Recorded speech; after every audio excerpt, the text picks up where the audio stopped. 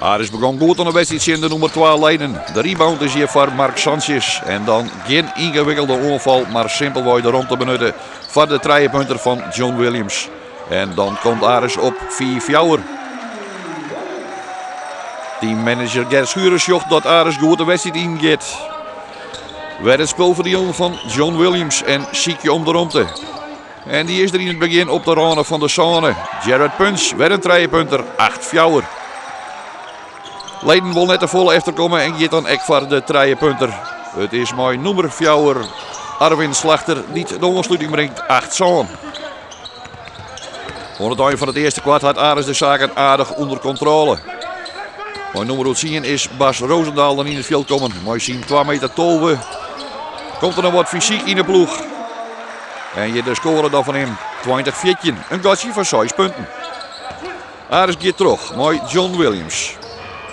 Die wordt dan blok, maar dan is de rebound voor Kelvin Chitwood prima. En dan staat het 22-14 op het boord na het eerste kwart.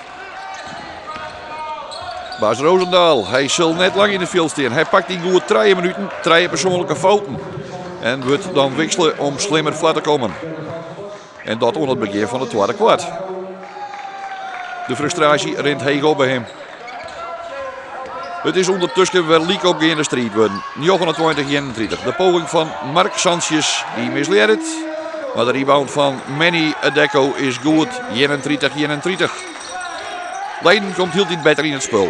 Pakken meer rebounds als de Ljouwers en verplaatst het onvolspel wat makkelijker. De triepunter gaat dan mis.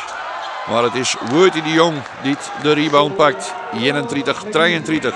En coach van Leiden, Toon van Helfteren, zocht dat het goed gaat. Vlak voor de eerste, de stand is 37-24. Maar dan komt de grote man aan de kant van Leiden aan de bal. Mooi nummer 11, Monta McGee. En zijn triepunter is goed voor 37-38. McGee wie in de wedstrijd goed voor 28 punten maar liefst. Maar het slotakkoord voor de eerst is voor John Williams. Hij bepaalt de eerst op 39-38 voor Aris. In het tweede kwart gaat de strijd nog heel tijd leak op. Al is het spul van de Leidenaren nogal wat beter worden dan in de eerste helft. Het onvalspel hier mooi Arwin Slachter, maar nummer 4. Zieke de vrije man onder de basket, die komt er maar net. En dan besluit er voor de 3 punten te gaan. Staat boeten de zone en dat slaagt het dan 56-59.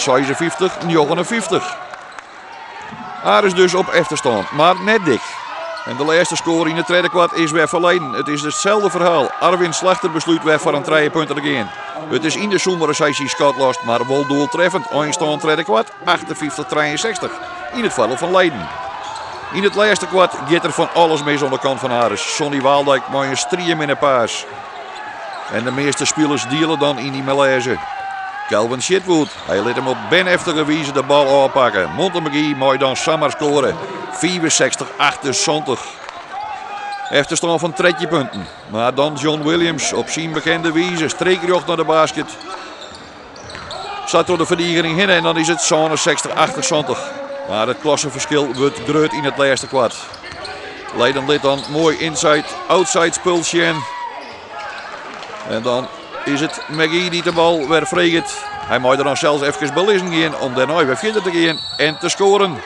Mooi een bonus. Strafworp terug. De fout van Kelvin Chitwood. Die zal mist worden, maar de stand is dan wel 69-82.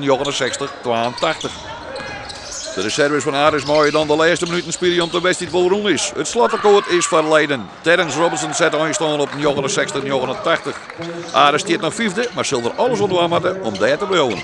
Ja, dat klopt. Maar goed, laat zo zeggen, je kan niet gaan spelen met het idee dat je zeg maar een 5e plek moet vasthouden. Wij spelen met het idee dat we omhoog willen. We willen naar de 4e plek toe.